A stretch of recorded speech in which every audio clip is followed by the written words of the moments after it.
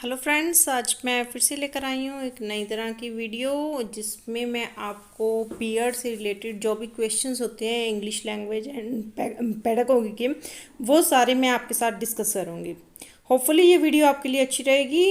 सबसे पहले तो जो क्वेश्चन आते हैं वो कॉम्प्रहेंशन में से ही आते हैं। एक पैसे दिया होता है और उसके रिगार्डिंग सारे क्वेश्चंस ही होते हैं, आपको उनका आंसर बताना होता है। तो पहले मैं आपके लिए क्वेश्चन ये जो पैसेज है वो रीड कर देती हूँ। In these times of world wide sky rocketing energy cost experts are turning to perhaps the only energy source that is still immune to price in fluctuation the sun. जिस तरह से sky rocket means तेज़ी से बढ़ना, जिस तरह से जो टाइम है वो एनर्जी जो है टाइम के साथ बहुत ज़्यादा खपत में आ रही है, बहुत ज़्यादा ख़त्म होती जा रही है। तो जो एक्सपर्ट्स हैं उनके लिए जो एनर्जी का सोर्स वो एक ही बचता है, वो है सन, सोलर एनर्जी, सूरज की रोशनी। Economic necessity appears to be largely responsible for the rapidly growing acceptance of solar heat as an alternative source। तो जो और एक दूसरा भी जो इसका रीज़न है वो ये है कि जो पैसे हैं वो इसमें कम लगते हैं। ऑल्टरनेटिव मीन्स विकल्प इसका ये बहुत अच्छा है। जो दूसरी एनर्जी है, इलेक्ट्रिक पावर है जो हमारे घर में आती है, उसका विकल्प बहुत अच्छा सोलर एनर्जी हो सकती है, क्योंकि इसमें ये इकोनॉमिक है, इसमें पैसे कम लगते हैं। Electricity has been a clean and versatile form of energy that continues to grow in importance for lighting, heating and cooking। हम बिजली से ही अपने सारे काम करते हैं, चाहे लाइट जगाना हो, चाहे कुछ गर्म करना हो, चाहे कुक करना हो, कुछ भी है।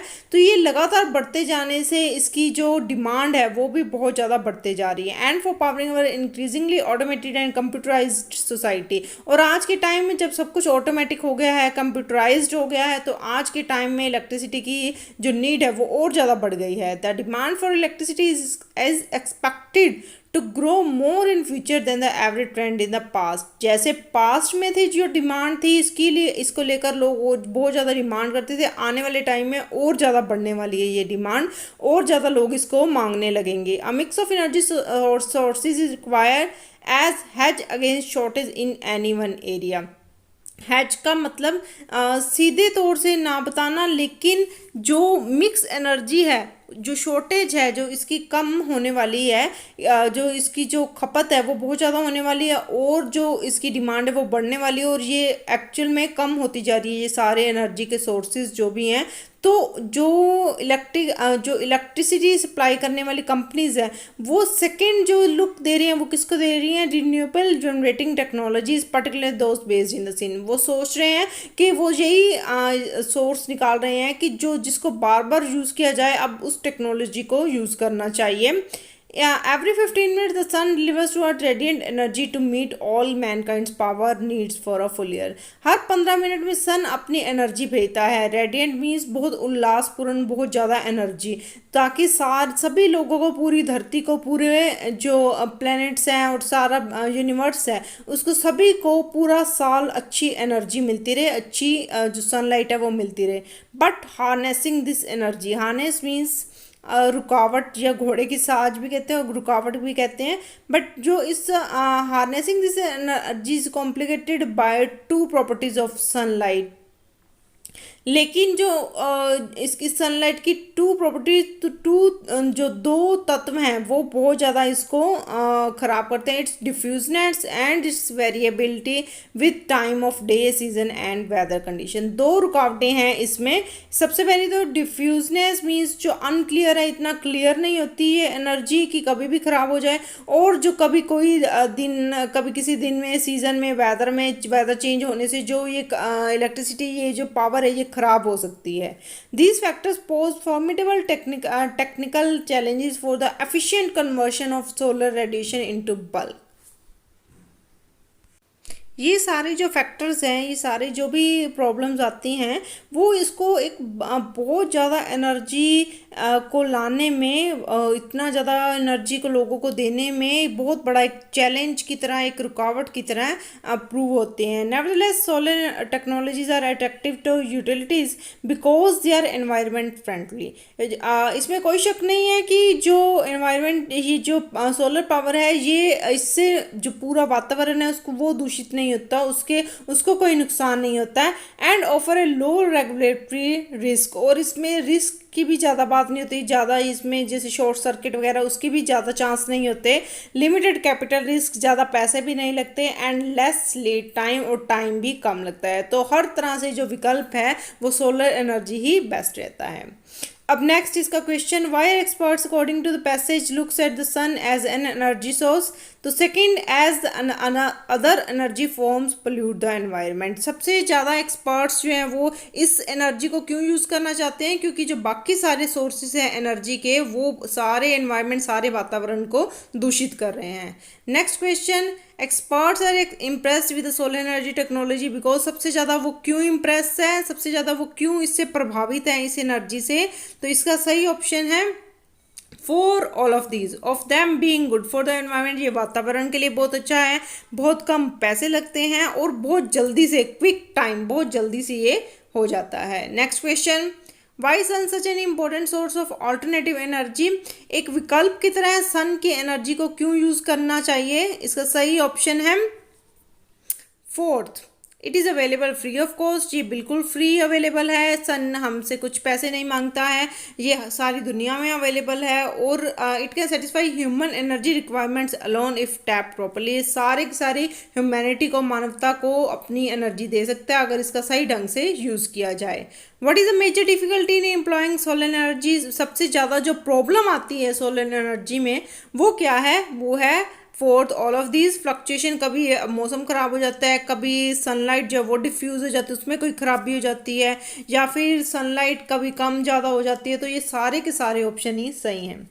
अब हमें बताना है इसका, आप लोगों को बहुत स्टूडेंट्स को ध्यान से देखना होगा। मतलब वर्सेटाइल मीन्स एग्जैक्ट मीनिंग नहीं कहा उन्होंने, कहा जो क्लोज है इस वर्ड के, वर्सेटाइल के जो मीनिंग क्लोज है वो आंसर आपको बताना है। तो इसका सही आंसर वर्सेटाइल का limited, resourceful, permanent, invariable, resourceful. Versatile का मतलब भी अनेक कामों के लिए यूज हो जाता है, और रिसोर्सफुल का भी मतलब जो कि एक रिसोर्स की तरह, जो जिसको कि हम कई जगह पर यूज कर सकते हैं। Next, why are power generating companies looking at mix energy option, सबसे ज़्यादा कंपनीज इस एनर्जी को क्यों यूज़ करना चाहती हैं एक विकल्प की तरह। Sources of energy are getting scarce but demand is increasing, जो एनर्जी के सोर्सेज हैं जहाँ से एनर्जी आती थी, पावर आती थी, वो तो कम होते जा रहे हैं, लेकिन जो डिमांड, इसकी मांग है वो दिन ब दिन बढ़ती जा रही है। Next, identify the word opposite in meaning to the word formidable. Formidable के ऑपोजिट कौन सा मीनिंग है, इसके बिल्कुल उलट वो क्या है,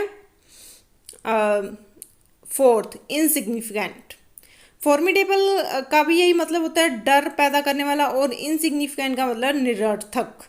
तो इसके जो इसका ऑपोजिट है मीनिंग, फॉर्मिडेबल की डर पैदा करना, और इनसिग्निफिकेंट की जो इसके निरर्थक होता है इसका मतलब। तो ये इसका सही आंसर आएगा।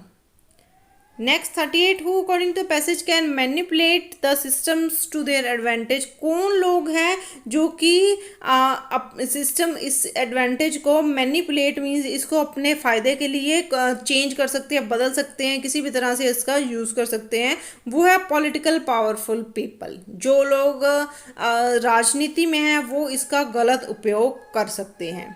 Next, how do socially powerful people try to maintain their privilege situation, जो सोशली पावरफुल पर्सनस है वो अपनी सिचुएशंस को कैसे यूज़ करते हैं, अपनी प्रतिष्ठा को, bye maintaining control over education system. सबसे ज़्यादा जो एक बच्चा है वो सबसे ज़्यादा एजुकेशन से ही सीखता है। अगर एजुकेशन सिस्टम ही हमारा ख़राब है, वही ऐसा बना रहा है आजकल के बच्चों को कि सिर्फ उन्हें या तो रोट लर्निंग प्रोसेस से करवाया जाता है या फिर बिल्कुल ही ध्यान नहीं दिया जाता। तो अगर हमारा एजुकेशन सिस्टम ही गलत होगा तो बच्चों की बुनियाद ही गलत होगी, और आने वाला जो कंट्री है, आने वाली जो फ्यूचर है वो भी ख़राब होता जाएगा। Next, why underprivileged section have to reconcile to their inferior status? उन उनको जो दबे कुचले लोग हैं उनको अपने थोड़े वाले स्टेटस में उसी में क्यों संतुष्ट रहना पड़ता है।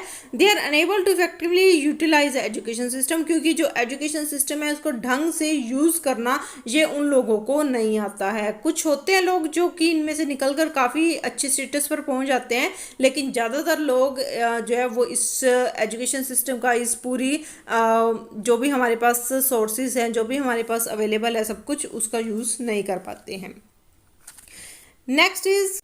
नेक्स्ट आगे फिर से जो क्वेश्चन है ये फिर से थोड़ा ट्रिकी क्वेश्चन है। इसके लिए हमें ये नहीं पूछा गया कि एग्जैक्ट एक्सप्लेनेशन क्या है। उन्होंने पूछा है कि बेस्ट एक्सप्लेनेशन कौन सी हो सकती है इन चारों ऑप्शन में से इस क्वेश्चन की। सबसे पहले क्वेश्चन को समझ लेते हैं।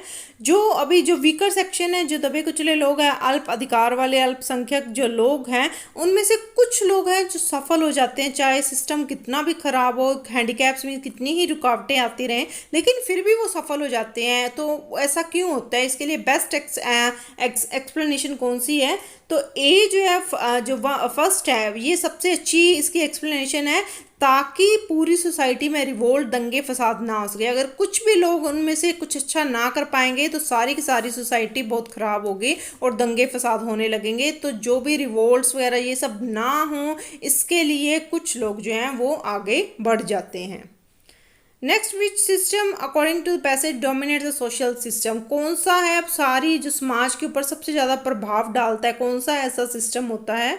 That is caste system. इस पैसेज के अकॉर्डिंग कौन सा ऐसा सिस्टम है जो पूरे समाज के ऊपर प्रभाव डालता है? वो है कास्ट सिस्टम। कास्ट सिस्टम सबसे ज़्यादा प्रभाव डालता है। नेक्स्ट, परपेचुएट, जो इसका क्लोज है मीनिंग वो बताना है। परपेचुएट का मतलब लंबे समय तक बनाए रखना, और इसका आंसर है ओमिट। ओमिट का मतलब ना आना। तो ये इसका क्लोज है, जो मीनिंग में क्लोज है।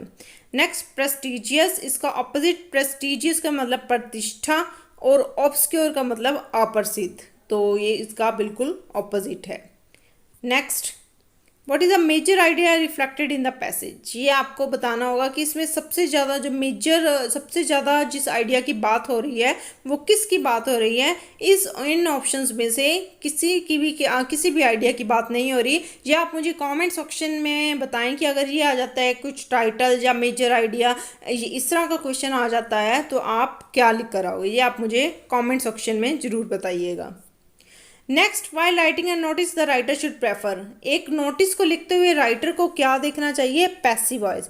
पैसिव वॉइस क्यों लिखना चाहिए? क्योंकि पैसिव वॉइस में हम उस ऑब्जेक्ट को, पर्सन को, एक्सपीरियंस, एक्शन को, मेनली उस एक्शन को ज़्यादा प्रेफरेंस देते हैं, बजाय कि जो वो एक्शन कर रहा है, जो ऑब्जेक्ट है, जो पर्सन है, उसको प्रेफरेंस देने की बजाय जो एक्शन हो रहा है उसको प्रेफरेंस ज़्यादा दी जाती है। इसलिए एक नोटिस लिखते हुए राइटर को सबसे ज़्यादा ये ध्यान रखना पड़ता है कि वो पैसिव वॉइस में लिखे। Next, where will you add disclosure in a letter? एक लेटर में डिस्क्लोजर कब आप बताओगे? इसका सही है, डिस्क्लोजर मीन्स कुछ बताना, कुछ डिस्क्लोज करना, कुछ जो चीज़ अभी बताई नहीं है वो बता देनी। वो हम कहाँ बताएंगे? Below the signature and left side margin. Left side में ही सारे लेटर्स लिखते हैं, तो सिग्नेचर के नीचे आप कुछ भी जो डिस्क्लोज करना है, कुछ बताना चाहते हैं, वो बता सकते हैं। नेक्स्ट, फोनेटिक्स, इसका किससे संबंधित है? फोनेटिक्स, फनीम्स, जैसे आपने सुना होगा साउंड्स, छोटी छोटी साउंड्स होती हैं इंग्लिश ग्रामर में, तो उसकी जो स्टडी है उसके बारे में जो भी बताना है वो फोनेटिक्स में बताते हैं। रेमेडियल टीचिंग जी, रेमेडी से बना है। रेमेडियल, तो जैसे रेमेडी का मतलब उपचार होता है, इसी तरह रेमेडियल टीचिंग होती है। ये किस पर ज़्यादा फोकस करती है? All of these fill the gap that creeps into people's learning. Students को कुछ भी उनको फियर्स है, डाउट्स है, किसी भी तरह के उनको कुछ भी तरह की उनको जैसे डर लग रहा है किसी भी तरह की, तो ये जो टीचिंग है ये उनके डर को, उस गैप को फिल करती है और उस डर को ख़त्म करती है। रेस्टिफाई अशुद्ध को शुद्ध कर देना। उनके जो भी कॉन्सेप्ट क्लियर नहीं है, जो भी उनके अंदर अशुद्ध है, मीन्स कुछ भी उनकी चीज़ डाउट्स है, उसको क्लियर करना। तो ये डाउट्स को क्लियर कर देती है। Helps in retaining homogeneity. Homogeneity means सभी को समान, सेम काइंड से देखना, सभी को एक नज़र से देखना। तो रेमेडियल टीचिंग जो है वो all of these, fourth option सही है, इन सारी चीज़ों को ही देखती है। Next, learning a language is a learning a language ये कौन सा प्रोसेस होता है? ऑल इंक्लूसिव प्रोसेस, सारे प्रोसेस से ग्रेजुअल धीरे धीरे होता है, फास्ट भी हो सकता है, इंस्टेंट भी हो सकता है, ऑल इंक्लूसिव जिसमें कि सारे प्रोसेस इंक्लूड होते हैं। तो लैंग्वेज, लर्निंग लैंग्वेज ये ऐसा प्रोसेस है। Study of meaning of languages, जिससे जैसे हम स्टडी करते हैं कोई भी, study of animals, study of human, study of eyes, तो ऐसे लैंग्वेज, मीनिंग ऑफ लैंग्वेज की, जिसमें लैंग्वेज मीनिंग के ऊपर फोकस किया जाता है, ऐसी स्टडी को क्या कहते हैं? बी सीमेंट, सेकेंड जो ऑप्शन है सीमेंटिक्स। नेक्स्ट रजिस्टर को हम क्या कहेंगे? None of these. अब ये फर्स्ट ऑप्शन है variety of language according to region in a particular country, variety of language according to countries. तो ये किसी एक चीज़ को, एक कंट्री इनको फोकस नहीं करता, वो काफ़ी चीज़ों को जो किसी भी चीज़ को, क्लास को या कुछ भी सूचीबद्ध तरीके से बताना, उसे हम रजिस्टर कहेंगे। एम साउंड जो वर्ड में है वो कैसे? R M sound the word make is make, इसमें क्या है कि ये क्या है? डेंटल, इसमें दांतों का यूज़ ज़्यादा हो रहा है। जब हम मेक बोल रहे हैं उसमें एम की जो साउंड हो रही है उसमें दांतों, डेंटल का यूज़ ज़्यादा हो रहा है, इसलिए सेकेंड ऑप्शन सही है। वेलम जो ऑर्गन ऑफ स्पीच है, इसको क्या कहते हैं? वेलम मीन्स जो हमारे सॉफ्ट पार्ट होता है, जो माउथ में अंदर ही, माउथ के अंदर जो ऊपर वाली साइड पे जो रूफ होती है, उसका जो सॉफ्ट पार्ट होता है, दैट इज वेलम। तो ऑर्गन ऑफ स्पीच इसमें क्या आएगा? सॉफ्ट पैलेट, ये इसके साथ से रिलेटेड है। Velum means soft palate. Next, major difference between article and speech. Article and speech में क्या? आर्टिकल तो हो गया लिखने वाला, जो चीज़ हम लिखते हैं उसको स्टोरी के वे में भी लिख सकते हैं। स्पीच मतलब बोलना, जो हम बोलते हैं। तो स्पीच जो हम बोल रहे हैं, हमारे सामने बहुत सारे लोग बैठे हुए हैं, तो हमें फॉर्मली ही बोलना पड़ता है। ज़्यादा जो हम बोलते हैं वो बिल्कुल सही तरीके से, फॉर्मल तरीके से बोलते हैं। तो इसलिए जो ए फर्स्ट ऑप्शन है वो सही रहेगी कि स्पीच जो है वो फॉर्मल है, मीन्स औपचारिक है। Communicative language teaching replaced, basically जो कम्युनिकेटिव लैंग्वेज टीचिंग है, कम्युनिकेटिव लैंग्वेज टीचिंग मीन्स कि एक दूसरे से कम्युनिकेशन के थ्रू समझना, एक दूसरे से बात करना, कि मीन्स इंट्रैक्शन है, यही सब कुछ है। इंट्रैक्शन के थ्रू ही सब कुछ समझना, एक दूसरे से बात करना, एक दूसरे से आमने सामने बैठकर जो भी बातें करनी है, यही मीन्स एंड एंड्स है, यही हमारे गोल का मीन्स एंड एंड्स है, मीन्स यही सब कुछ है। तो वो हो गई कम्युनिकेटिव लैंग्वेज टीचिंग। इसको रिप्लेस किसने किया? इसकी जगह पर कौन सी टीचिंग यूज़ हुई? वो है situational language teaching. Situational language teaching क्या होती है? ये ऐसे इसके इंट्रोड्यूस किया गया था कि सेकेंड लैंग्वेज ग्रामर और वोकैबुलरी है, वोकैबुलरी और ग्रामर को नेचुरल सिचुएशंस में समझना, तो इससे बच्चों को नेचुरली सब कुछ ज़्यादा अच्छे से समझ आ जाता है। तो ये इसको जो कम्युनिकेटिव लैंग्वेज टीचिंग है, इसको सिचुएशनल लैंग्वेज टीचिंग ने रिप्लेस कर दिया। नेक्स्ट, रिमोर्स क्या होता है? रिमोर्स पश्चाताप, और इसका सही आंसर है पेनिटेंट मीन्स जेल। तो ये पश्चाताप और जेल दोनों सेम है, तो यहाँ पर इसका सही आंसर आएगा remorse penitent. Next, opposite, insipid means फीका, और इसका सही आंसर है सेवरी मीन्स नमकीन। तो इसका जो ऑपोजिट है इंसिपिड का मतलब नमकीन, savoury. Next, correct passive voice sentence, obey me, इसका आंसर है ए और बी दोनों ही सही है। I should be obeyed, let I be obeyed, दोनों ही आंसर इसके सही है, तो 3 ऑप्शन सही रहेगा। Appropriate preposition to fill in the sentence, she lives dash Mumbai, वो मुंबई में रहती है, मुंबई एक जगह है उसके बीच में रहती है, तो बीच में किसी चीज़ के रहने के उसके लिए सही प्रपोजिशन होता है इन, तो सेकंड जो ऑप्शन है वो सही है। सो फ्रेंड्स, मैं ऐसी ही वीडियोस लेकर आती हूँ। अगर आपको ये वीडियो पसंद आई हो तो प्लीज़ मेरे चैनल इंग्लिश प्रोग्रेस को लाइक शेयर कीजिए, सब्सक्राइब कीजिए, और आगे भी मैं ऐसी वीडियोस लेकर आती रहूँगी। Thank you so much.